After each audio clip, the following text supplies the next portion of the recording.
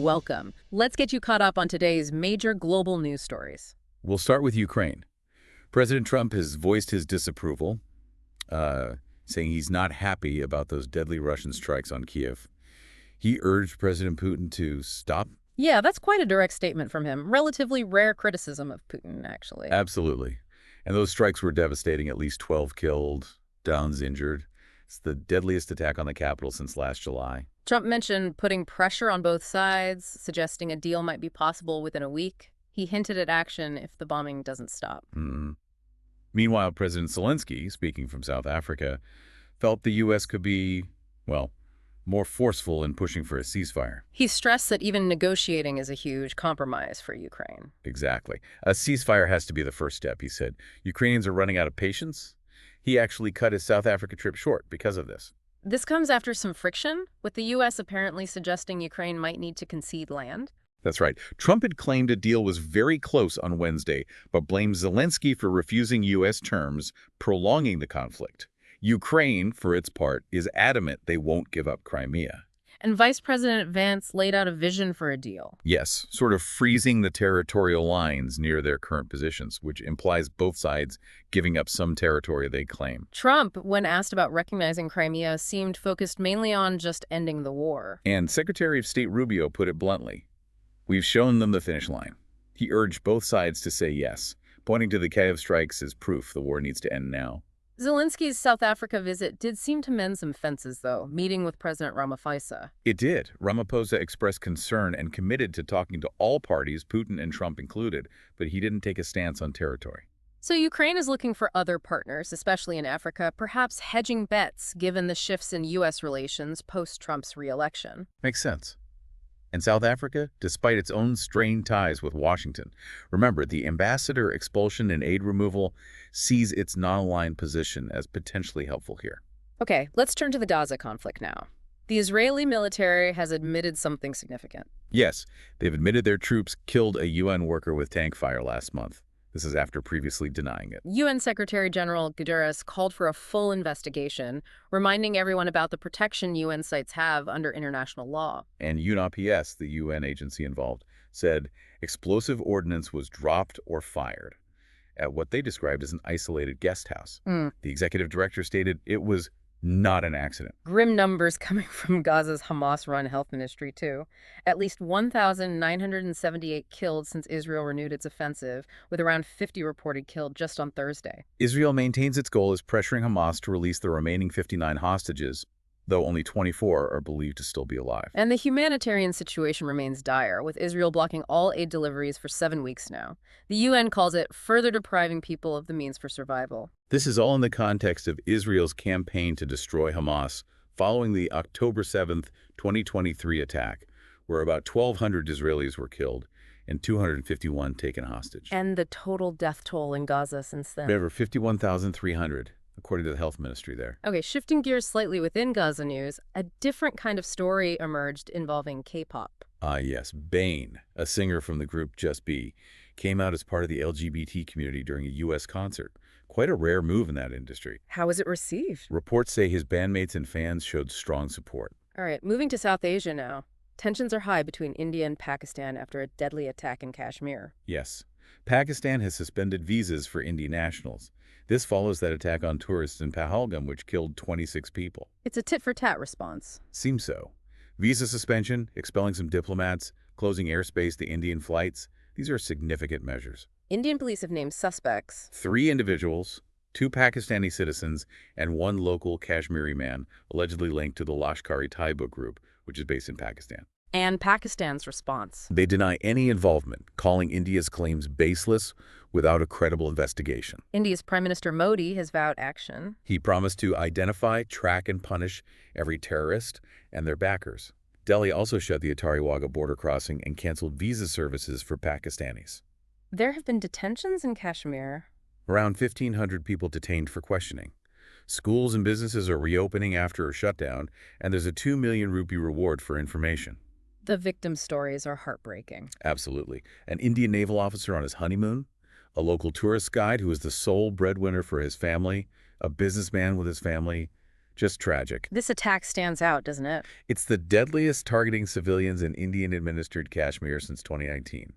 Experts expect India might retaliate militarily, like they did after attacks in 2016 and 2019. The defense minister promised a strong response. Right. We saw those surgical strikes in 2016 and the airstrikes in Balakot in 2019.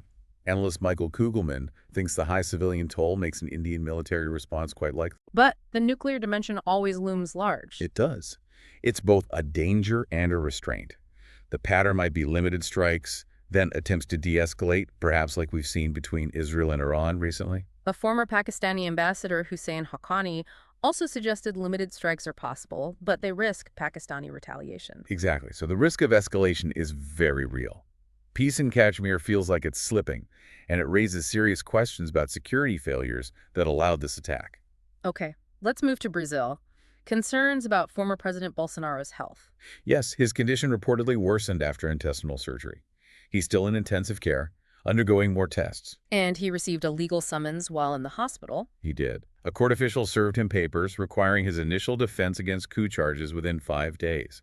Reports say he reacted furiously. These charges relate to the period after he lost the 2022 election to Lula da Silva. Correct. Allegations of a right-wing plot to overturn the election results, involving his supporters storming government buildings and claims about his own conversations regarding clinging to power. This surgery is related to the stabbing incident back in 2018. It seems so. Ongoing issues from that attack. Bolsonaro denies all the coup allegations, of course, calling it a political witch hunt. He even did a YouTube broadcast from his hospital bed against medical advice. Now to the Democratic Republic of Congo. Some potentially positive news. Yes, the government and the M23 rebel group have agreed to a new ceasefire in the east. This came after talks mediated in Qatar. Both sides committed to peace. They made a joint announcement about working towards peace after what they called frank and constructive talks. This builds on a commitment made last month in Doha by President Tshisekedi of Congo and President Kagame of Rwanda. The fighting had intensified recently, hadn't it? Very much so since January. The M23 offensive captured key cities like Goma and Bukavu, sparking fears of a much wider regional conflict. And the usual accusations persist. Congo blaming Rwanda for backing M23, Rwanda denying it and claiming self-defense. Yes, those dynamics are still present. Congo also accuses Rwanda of illegally exploiting minerals, which Rwanda also denies. So what does this new agreement entail? An immediate cessation of hostilities, rejecting hate speech, and maintaining the ceasefire while talks continue. Apparently, the talks nearly fell apart over technical issues right at the end. The big question is always whether these ceasefires will hold. Exactly. Several past agreements have collapsed, but Belgium's foreign minister called this a crucial step. Qatar stepped in to mediate after M23 refused talks led by Angola. And Congo had previously refused direct talks with M23, calling them terrorists. That's right. So this agreement marks a significant shift, at least for now. Let's turn to Vatican City. Pope Francis has made a decision about his final resting place. He has. He's chosen the Basilica of Santa Maria Maggiore in Rome. A place he visits often. Very often, especially after his trips abroad. It reflects his deep devotion to the Virgin Mary. It's one of Rome's 4 major basilicas, dating back to the 4th century. And he apparently received guidance on this. According to a senior priest there, Rolandus Macricus, the Pope mentioned in 2022 that the Virgin Mary told him he should be buried there. Where exactly in the basilica? Next to a specific icon of Mary that he often prays before. The spot is already cordoned off. 7 other popes are buried there, and it houses a relic believed to be from Jesus' crib. So his final journey will be from the Vatican to Santa Maria Maggiore. Yes, planned for Saturday afternoon. The church will be closed for a few hours for that. Okay, next up, an update from Benin in West Africa. The government there has revised the death toll from a recent attack quite significantly. They now admit 54 soldiers were killed last week in the north, near the borders with Burkina Faso and Niger. That's a huge jump from the initial report. It is. Initially, they said 8 were killed. This makes it the deadliest known attack since insurgent groups started operating in northern Benin this decade. And an al-Qaeda-linked group claimed responsibility. Yes, Jama at-Nusrat al-Islam wal-Muslimin, or JNIM. They're based in Mali, but are expanding south. They actually claim they killed 70 soldiers. This reflects a worrying trend of jihadist groups spreading from the Sahel region. Definitely. We're seeing increased activity in both Benin and neighboring Togo. The government spokesperson acknowledged heavy losses, but stated their determination to continue the fight. Now, a trade dispute brewing in southern Africa, Tanzania has taken action against Malawi and South Africa. That's right. Tanzania has banned agricultural imports from both countries. It's part of an escalating row over export restrictions. What triggered this? Well, South Africa has long blocked Tanzanian bananas. And last month, Malawi blocked Tanzanian flour, rice, ginger, bananas, and maize. So Tanzania is retaliating. Essentially, yes. The agriculture minister framed it as protecting Tanzanian business interests and ensuring a reciprocity. Diplomatic talks haven't worked so far, but they are apparently ongoing. This comes at a time when Africa is trying to move towards freer trade. Exactly. It's quite ironic. The ban will hit South African fruit exports to Tanzania, and landlocked Malawi will face major hurdles rerouting its exports like tobacco and sugar, which usually go through Tanzanian ports. Malawi said its ban was temporary. Yes, to protect local producers. But Tanzania's minister called it unfair and harmful. He assured Tanzanians about food security, though. Any response from South Africa or Malawi yet? Not officially, no. The border crossing at Kasumalu is reportedly quiet, but trade is already impacted, with reports of produce spoiling. Tanzania might find alternative markets, but Malawi could struggle rerouting through Mozambique. So Tanzania insists this isn't a trade war, but about fair access. That's the official line. They won't allow unequal market access, the minister said. All right, let's move to Jordan. The government has banned the Muslim Brotherhood. Yes, this follows arrests last week over alleged attack plots. The interior minister announced all their offices are closed, assets confiscated, and activities are now illegal. The Brotherhood denies involvement in any plots. They do. They haven't responded directly to the ban yet. It's unclear how this impacts their political arm, the Islamic Action Front, which is the largest opposition group in parliament. Their headquarters were raided, though. The IAF maintains its independence. Yes, they insist they are separate and follow the law. Jordan's top court actually ruled the Brotherhood dissolved back in 2020, but they continued operating. What were the alleged plots about? Authorities arrested 16 suspects, claiming they planned attacks using explosives, weapons, rockets, and drones. The minister accused Brotherhood members of operating in the shadows to undermine stability and claimed evidence of weapons facilities and training. But the Brotherhood stresses its peaceful approach. Consistently, yes. The group, founded in Egypt, aims for an Islamic state, but is outlawed in several Arab countries. Back to Ukraine, reports suggest the U.S. is intensifying efforts to end the war. It seems diplomatic activity is picking up pace. Talks were held in London with the UK, Germany, France, Ukraine, and the U.S., and Trump's envoy, Witkoff, is heading back to Moscow for a fourth meeting with Putin. But is there clarity on where this is heading? Not really. The initial U.S. idea was reportedly a 30-day ceasefire, then longer talks. Ukraine agreed to that, even dropping demands for upfront security guarantees. Yeah. But Russia refused, wanting the root causes like NATO and Ukraine's sovereignty addressed first. So now the U.S. is deeper into negotiating a potential ceasefire deal. Apparently. Leaks suggest a framework where Russia halts its invasion along current lines, gives up ambitions for the rest of the 4 eastern regions it partly occupies. In return, The U.S. would accept the occupied territories as de facto Russian-controlled, recognize Crimea de jure as Russian, and ensure Ukraine rules out joining NATO. There's even talk of the U.S. potentially controlling the Zaporizhia nuclear plant. that sounds ambitious and likely to fail. Highly likely. Zelensky won't concede Crimea, which would need a referendum anyway. European allies won't accept Russian sovereignty over Crimea due to international law. Plus, there are U.S. legal hurdles. Yet diplomats see a landing space. Some Western diplomats do, apparently. But trust is a massive issue. The proposal also seems to lack details on key Russian demands, like demilitarization or guarantees against Western rearming of Ukraine. And sanctions lifting is unclear. So the sides are still far apart on the process. Very. Ukraine wants a conditional ceasefire, then talks. The U.S. seems to want a quick win. Russia wants a detailed peace deal up front. As the Russian saying goes, nothing is agreed until everything is agreed. Okay, let's turn to Turkey now. There's been earthquake activity near Istanbul. Yes, a series of quakes, including a 6.2 magnitude tremor, shook buildings and sent people fleeing into the streets. Any major damage or casualties? Thankfully, no deaths reported. At least 151 people were injured, mostly from jumping out of buildings in panic, not from structural collapses. No major structural damage reported either. Where was the epicenter? Near Silivri, about 80 kilometers west of Istanbul. The main quake was quite shallow, only about 7 kilometers deep. There have been over 50 aftershocks, keeping people on edge. Any visible damage? Very little. One abandoned building collapsed in the Fadi district, but utilities like energy, gas, and water were unaffected. Schools are closed until after a public holiday. Istanbul is in a known earthquake zone, isn't it? Yes, it lies just 20 kilometers north of the North Anatolian fault line. And of course, everyone remembers the devastating earthquakes in southern Turkey last year that killed over 55,000 people. Now to New York, where the Harvey Weinstein retrial is underway. Opening statements began.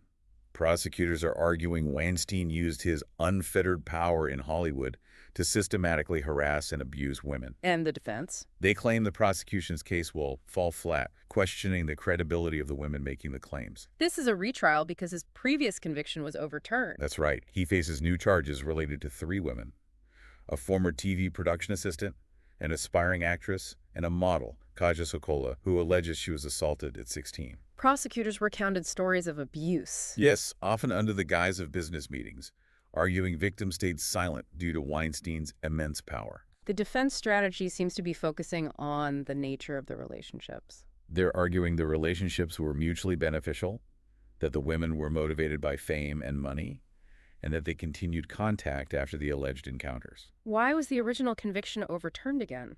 The judge allowed testimony about alleged misconduct for which Weinstein hadn't been charged. Weinstein, who is 73, was previously serving a 23-year sentence. He also has a 16-year sentence pending from a California conviction. And his health is a factor? He has multiple medical conditions and is currently in a secure hospital unit, being allowed to stay there when not in court after complaining about conditions at Rikers Island Jail. He's been accused by a huge number of women, hasn't he? Over 100 women. His accusers really galvanized the #MeToo movement. He was incredibly powerful, co-founder of Miramax, behind huge hits like Shakespeare in Love and Pulp Fiction, over 300 Oscar nominations. Okay, let's talk about Elon Musk. He's scaling back his government role. Yes. Reports say he'll significantly reduce his role in the Department for Government Efficiency, or DOGE, which he's led since last year. This follows Tesla's recent poor results. DOGE was focused on cutting spending and jobs. That's right, an advisory body. Musk says he'll cut his time there to maybe 1-2 days a week because he's been accused of neglecting Tesla. His political involvement also drew protests and boycotts. Is he stepping down completely? It's unclear. There are limits on how long temporary government employees can serve, which might affect him next month. But he contributed to Trump's re-election, and Trump apparently wants him to stay. Musk says he'll spend more time on Tesla, but isn't leaving DOGE entirely. Right. He called the work critical and said he'd stay as long as the president wants and it's useful. And Tesla's results were bad. Pretty bad. A 20% drop in car sales, over 70% drop in profits for the first quarter. They warned of more pain ahead, blaming partly changing political sentiment. Musk blamed the boycott. He blamed those trying to attack me and the DOGE team. Tesla shares are down 37% this year, though they ticked up slightly after the results. Trump's China tariffs are also hitting Tesla. Yes, Tesla relies on Chinese parts. Musk acknowledged the rapidly evolving trade policy could hurt their supply chain and raise costs, even though he thinks Tesla is less affected than some due to localized supply chains. He said he'll continue to advocate for lower tariffs. So the pressure is on Musk to refocus on Tesla. Analysts certainly think so. One expert, George L., said exactly that. Tesla itself is pointing towards AI as a future growth driver. But as another analyst noted, Tesla's problems are mounting fierce competition, trade war risks. Let's stay with the Trump administration, but focus on Africa policy. Okay. The U.S. Senior Advisor for Africa, Masad Boulos, insists President Trump values Africa, despite the significant aid cuts that have caused considerable humanitarian distress. Those cuts were part of the America First policy. Yes. An aid freeze was announced on day one. Tariffs also raised fears for the U.S.-Africa trade deal, AGOA. Boulos downplayed reports of U.S. missions closing, saying Africa is very important to Trump. But the aid cuts had real consequences. Definitely. Health programs, especially for HIV drugs, were hit hard. USA programs largely ended. The WHO warned several countries could run out of HIV medications. Think tanks warned of increased poverty. Yes. The Institute for Security Studies feared millions more could fall into extreme poverty. Save the Children linked deaths in South Sudan directly to clinic closures after aid cuts. How does Boulos justify the cuts? He said they were needed for efficiency and transparency to ensure funds went to the right place for the desired outcome. He also mentioned U.S. companies are interested in DRC minerals following his own trip there. Boulos has personal ties to Trump, right? His son is married to Trump's daughter, Tiffany. He said the U.S. job is to promote U.S. interests and strategic partnerships, and that Trump wants to end wars, citing Sudan as a concern. Boulos also visited Kenya, Rwanda, and Uganda, and has business interests in Africa. What about the tariffs? Boulos claimed minimal impact. He said zero net effect for most African countries because trade volumes are small. But Lesotho, a major textile exporter to the U.S. via AGOA, was hit with the highest tariffs, 50%, before a 90-day pause. The future of AGOA itself is uncertain. Let's revisit the Kashmir attack. More details have emerged about the victims and the attack itself. Yes, harrowing accounts. The naval officer on honeymoon, his wife, recounted the attacker, asking if he was Muslim before shooting him. His grandfather said he'd originally wanted to go to Switzerland. And the businessman. His daughter said gunmen asked her father to recite an Islamic verse and shot him when he couldn't. Another victim's wife said an attacker told her, "I won't kill you. Go tell this to Modi." There was also a local victim, a Muslim man. Yes, the tourist guide, Syed Hussein Shah. He was the sole breadwinner, his mother was inconsolable, and hundreds attended his funeral, including the chief minister, who said Shah tried to stop the attackers. So while eyewitnesses suggested non-Muslims were targeted, it wasn't exclusively so. Correct. The government hasn't confirmed religious targeting. Locals shut businesses in protest, fearing the impact on tourism, which is vital there. And the political response continues. PM Modi returned to Delhi for talks. The defense minister vowed a response.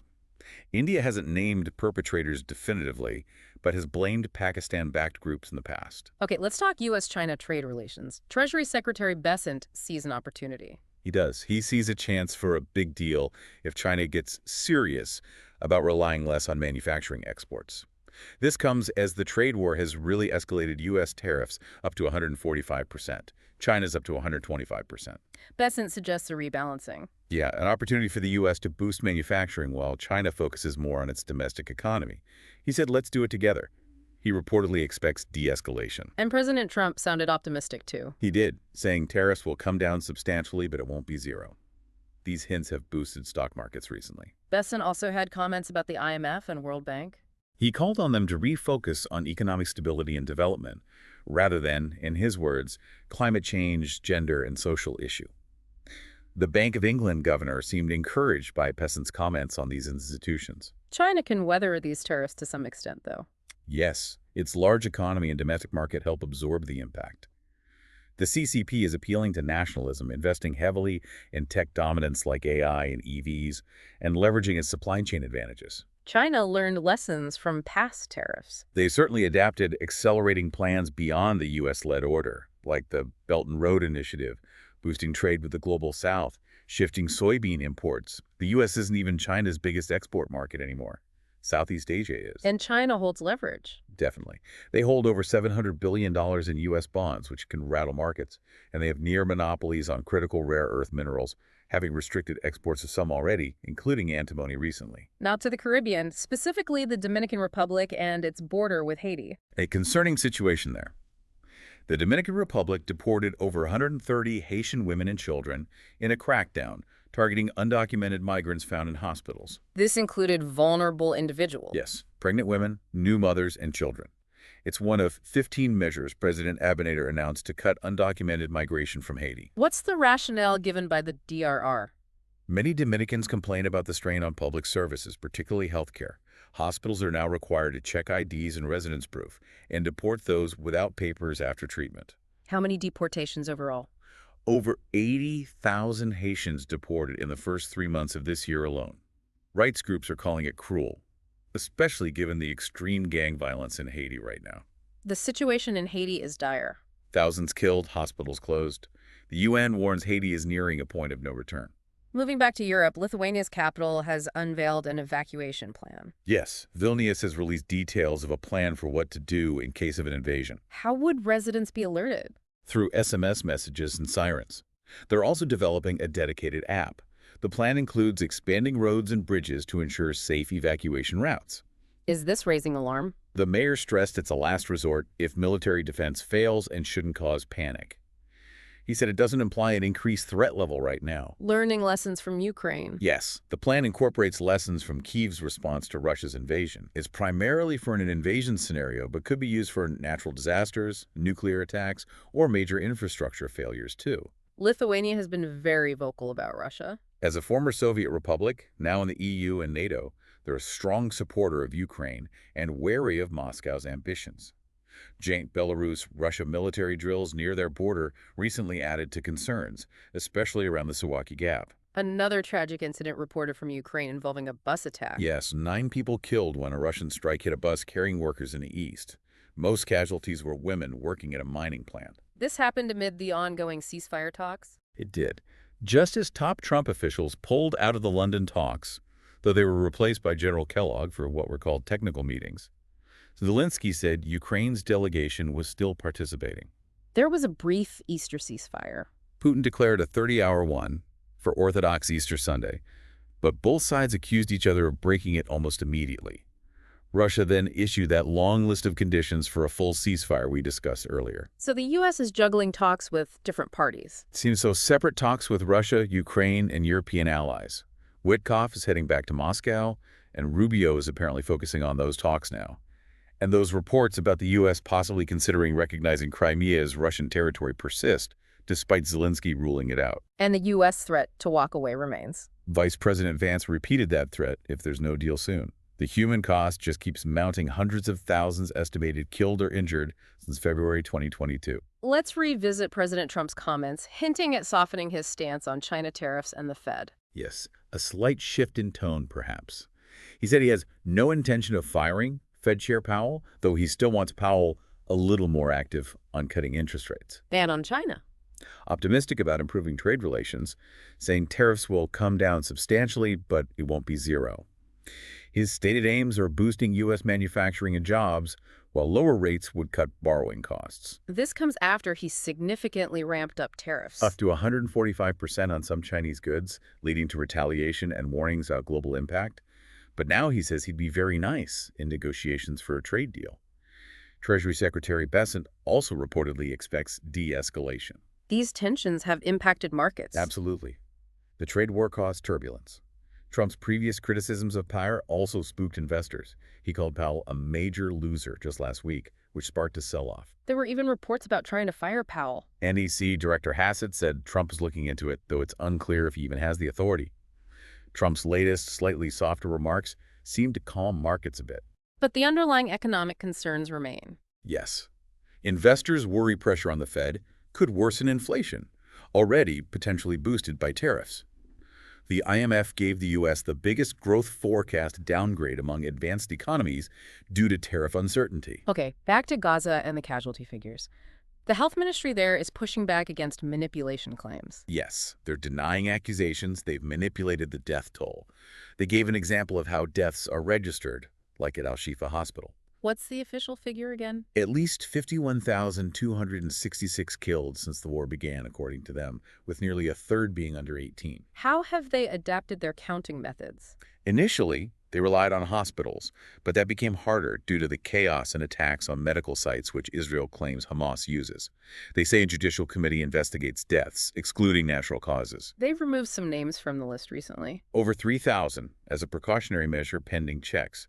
Some were apparently found to be imprisoned by Israel, not deceased. Pro-Israel groups pointed to this as deliberate manipulation. But experts see it differently. Professor Michael Spagat, who studies conflict data, sees it as a big cleanup operation, not an attempt to mislead.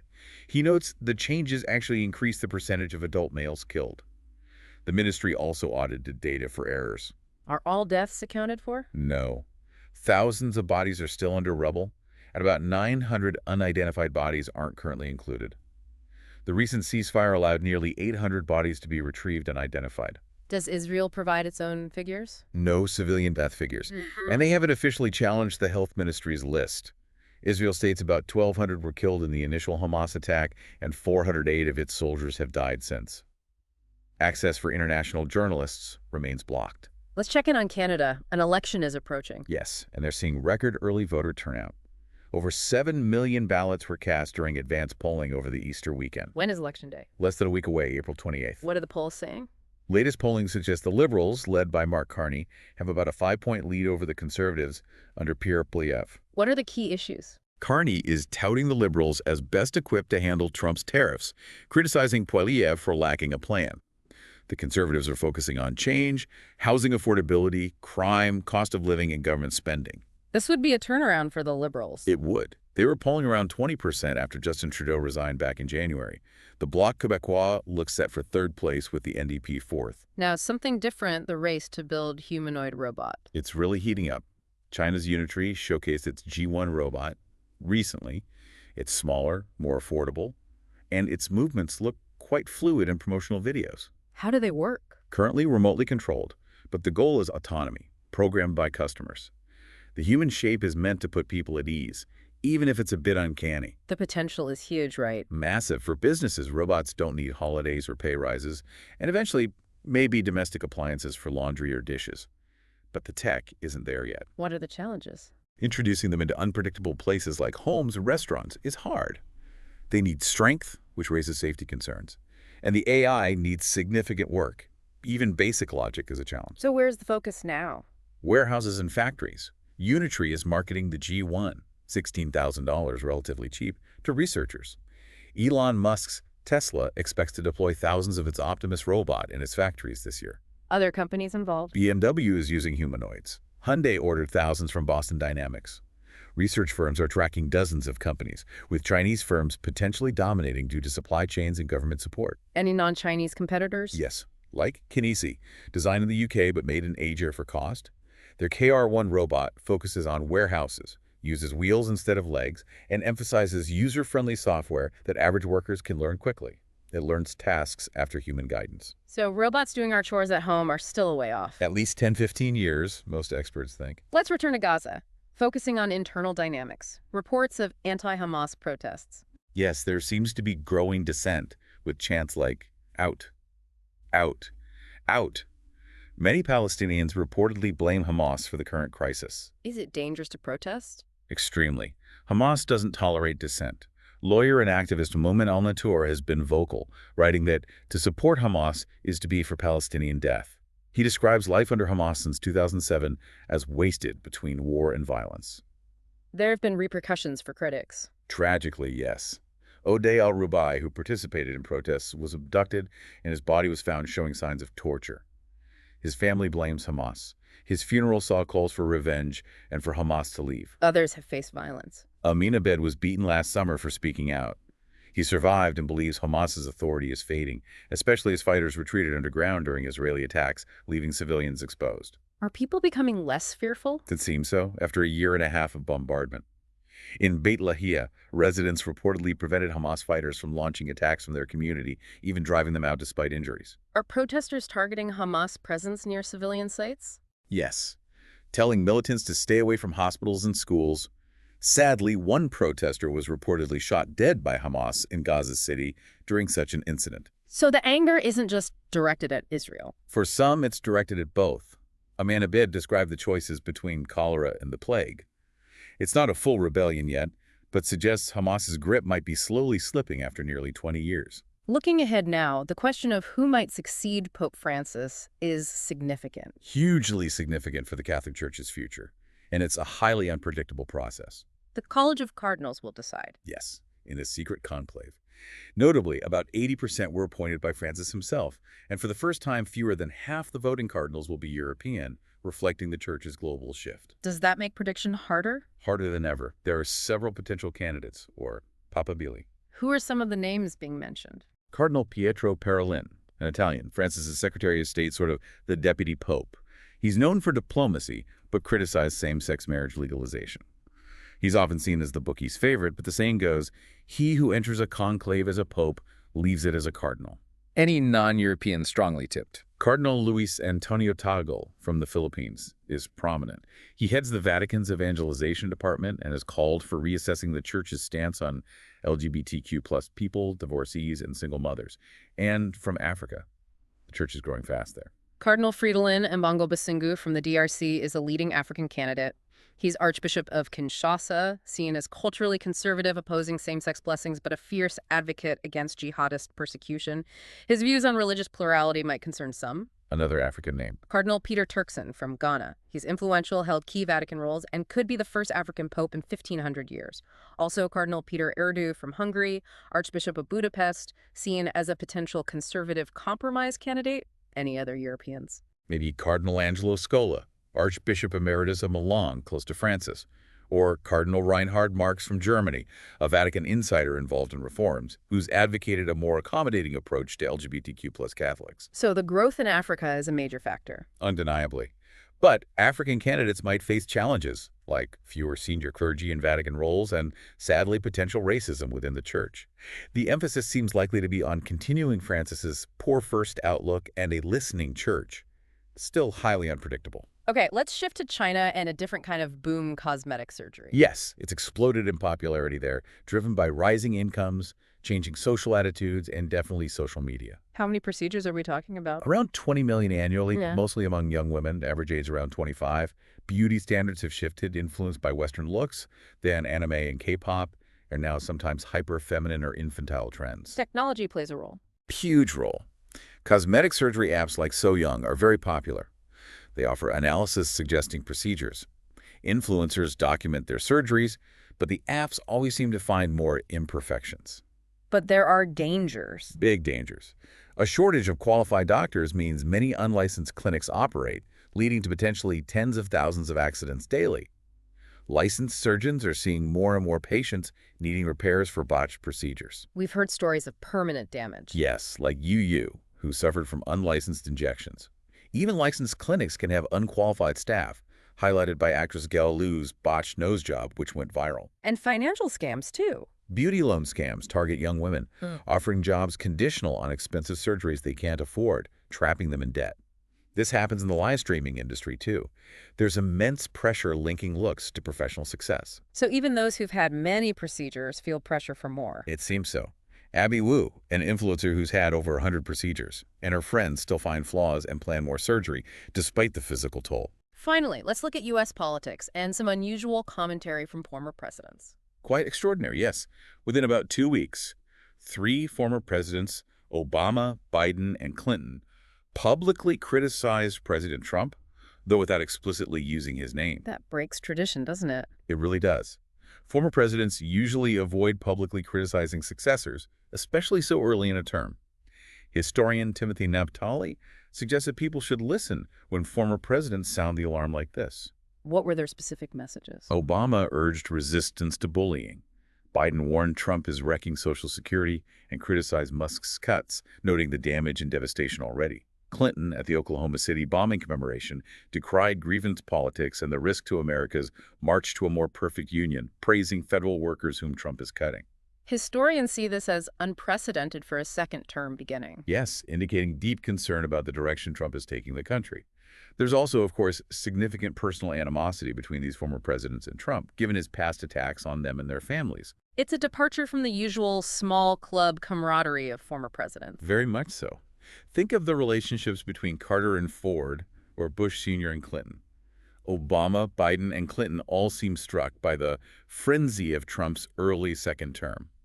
Clinton ended by stressing the value of U.S. institutions and questioning if they should be risked over resentments. A lot to unpack there. That wraps up our Global News Roundup for today. Thanks for joining us to stay informed.